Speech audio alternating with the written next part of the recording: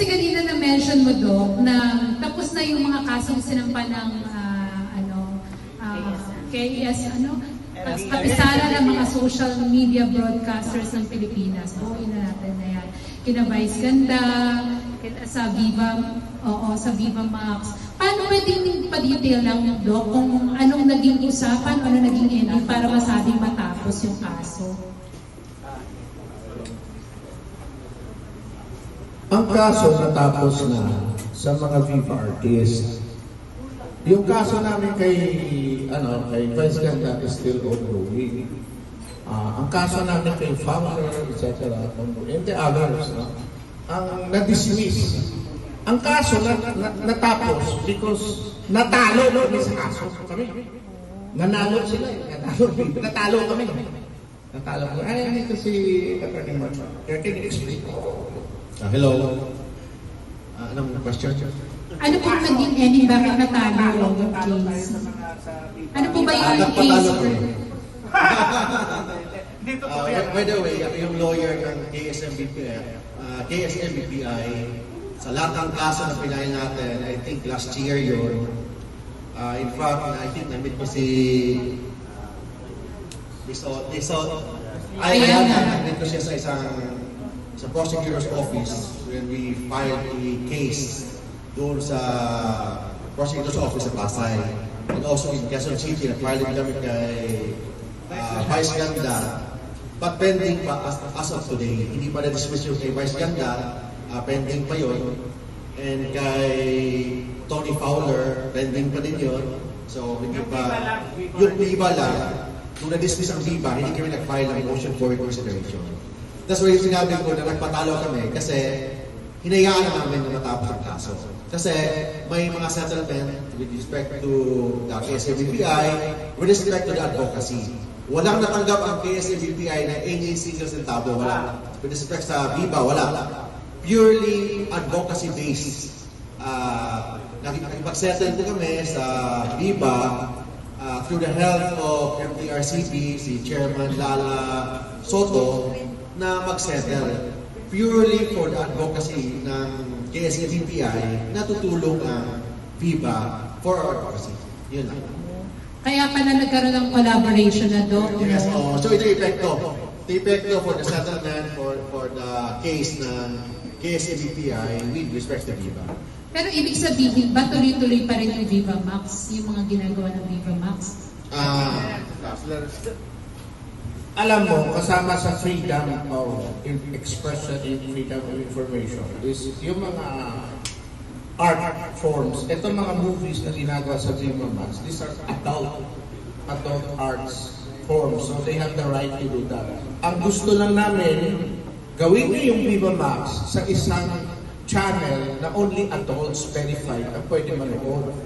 Pinailan namin sila ng kaso because of the fact na yung mga adult content nakarating na sa mga Facebook personal pages ni Ayana, ni AJ, na actually any kids can watch. So, to more or less solidify ang point namin, kinausap ko mismo yung Viva, and we offer to them, sabi namin, ang problema nyo, nahahack kayo, yung piracy. We would like to help you and we will give you for free, for free. Ayusin namin yung streaming apps ninyo para hindi maging hackable na.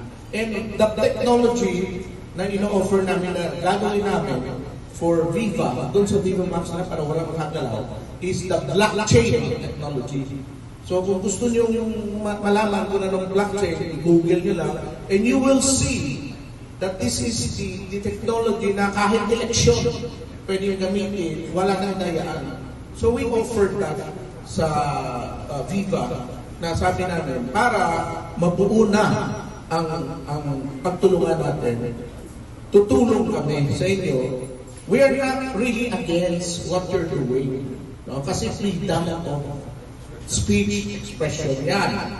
Ang gusto lang namin, maglagay kayo ng isang site that walang access sa mga bata. And para hindi lang kami puro tagdal at saka puro kaso, ito po, dinala ko lahat ng IT namin ng mga kaibigan under the link up. League of Cybersecurity and Data Privacy Group, of which I am also the chairman. Pinakausap ko sa IT ng ano. So we're now, right now, doing that. Pinag-uusapan natin. Now, ang hope dyan is this. Pag yan nagawa natin, wala na kayong makapanood sa Telegram, sa ganun-ganun, na puro nakaw na mga pelikula ng mga ayan. Nobody can already hack it. So, that is the start of really something na right use. So, ang makikita ng mga bata sa social media, sa Facebook, are already wholesome thing. Hindi na pwedeng mag-post. Kasi right now, the KSMPI has organized KSMPI Anti-Fake News Task Force. So kami, hindi naman kami talaga ganyan. Ang gusto lang namin is mag-educate sa mga bloggers. That's why we designed the very first TESDA course on social media content creation. Kami yun. So if you want to become a blogger, you enroll sa TESDA. Ang pangalan ng TESDA is, that's a 70-day course, is content creation. Then you will learn how to edit your news, etc. So in-enroll ang gusto namin, magkakaroon ng tinatawag na standard. Kasi sa totoo lang, ang social media, walang government agency na nag-regulate. The only regulator right now is the MPRCB na ang mandate nila when they were created in 1985 is sa TV at saka sa movies. Pagdating sa social media, wala. That's why, nang pinailan ng suspension ang Showtime, ang napailan is the program and the network, GMA and all the stations. Si Vice Ganda at saka si Ayon Perez, wala silang kaso. So, wala ng jurisdiction kasi ng MPRC. Kami ang nag-file ng kaso sa kanila. And it's still going. Kung gusto ni this guy, Vice Ganda, matapos na to, kasi aabot ko na hanggang Supreme Court. Dito pa tayo sa Quezon City. Gusto niya matapos nito, mag-artista siya dito sa amin. Samahan niya. Bukas mismo i-drop namin yung kaso sa kanya. Di ba? Ito yan. Samahan niya itong volunteer, yung mga heroes of the nation. Samahan niya. Pero, I-drop namin yung kaso. pero ano... Ito ang bukado ko. Umuoo eh. O, di ba? O, umuoo yung bukado. Makipag-usap lang siya sa abogado ko. Yung abogado, i-drop namin yung kaso. Mas katulungan ang laban ng bayan. Nakita ko si Vice Ganda, patriotic din, di ba? Gumawa siya doon ng TikTok, yung TikTok na. About the bayan, about, panalo kang Pilipino. Kami, we have nothing personal against these people. Si Ayala, no that, di ba? Hindi kami magkakilala ni Ayala, nothing personal. Ang kilala ko si Jojo eh. Si Jojo Piloso yung discoverer na. Pero you know what? Yun lang. Madali naman ko pag-usapan eh. But as I told you, I'm not joking. Dito yung pulala. Kung magkaroon kami ng settlement with the group of Vice Ganda, with the group of Tony Fowler, we're very much willing na mag-usap. Tapos, yun lang ang usapan at guidelines.